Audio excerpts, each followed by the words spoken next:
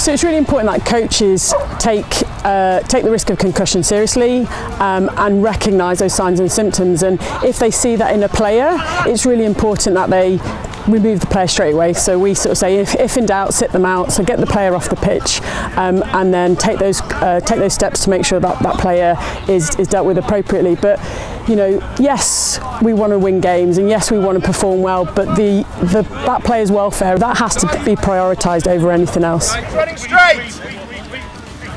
You know, I've seen it firsthand in terms of people suffering from like emotional concussion and things like that, where you know, guys are crying or extremely upset a little bit irrationally, and that's a symptom of concussion that probably 5-6 years ago people weren't necessarily aware of.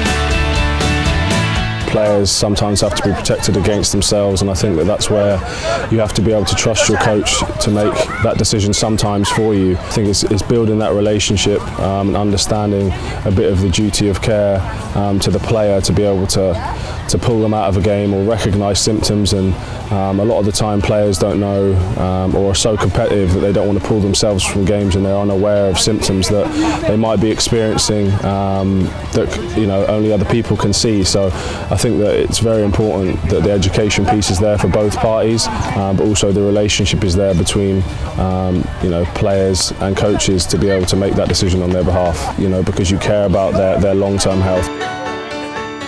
We've got the Rugby Safe hub with the RFU in terms of directing players, coaches, parents to the correct places for them to go and research and get resources in and around sort of the player well-being, player concussion, etc. We've also got the sort of concussion awareness in terms of head case.